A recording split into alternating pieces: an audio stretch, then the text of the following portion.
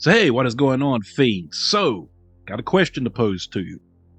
How many of you have ever seen Return of the Living Dead from 1985, directed by Dan O'Bannon, and was also co-written by a fellow by the name of John Russo, who also was a co-writer on George Romero's Night of the Living Dead, which we can all say is hands down the blueprint for the zombie genre of horror. Well, Return of the Living Dead is also a staple of the zombie genre of horror. And if you are a true horror fan, then you have hopefully seen at least the first Return of the Living Dead. Now, why am I asking this? Well, the reason I am asking this is because news has now come down the pipe that a reboot is in the works for the Return of the Living Dead film or films. And yes, there was more than one. Now, Return of the Living Dead 1 and Return of the Living Dead 2, hands down classics, must watch. If you've not seen them, you have to watch them. Zombie, good, but they're more horror comedies. There's not as much of a serious tone as you would find in like Night of the Living Dead, Dawn of the Dead, hell, even The Walking Dead. Now, the movies that come after that, there's something there to love and like.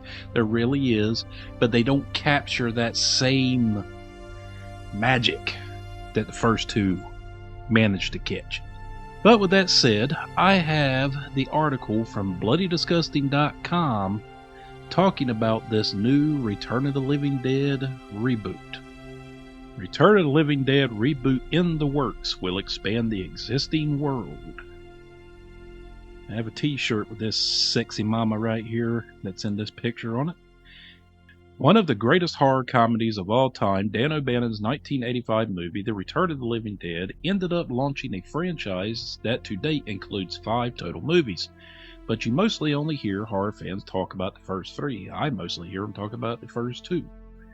First sequel came in 1988 and featured returning actors, but it was 93's Brian Usna directed Return of the Living Dead 3 that went in an entirely different direction with a wildly different storyline.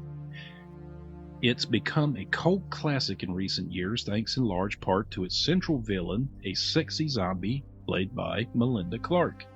And yes, that movie, I should say, is worth the watch. I should have included that as well, so my apologies. I forgot about that. And then we got Return of the Living Dead Necropolis and Return of the Living Dead Rave to the Grave. Both released direct to television in 2005. Why don't horror fans talk about them? Well, they took the franchise down a not quite desirable path. The 2 films cheaply made and shot at the same time, and that was the end of the franchise for almost 20 years. But the dead are never truly dead, and if George A. Romero and Dan O'Bannon have taught us anything, it looks like a Return of the Living Dead reboot is shambling to life this year. I really wish these people that write these articles would proofread this shit before they post it on a website. But the dead are never truly dead.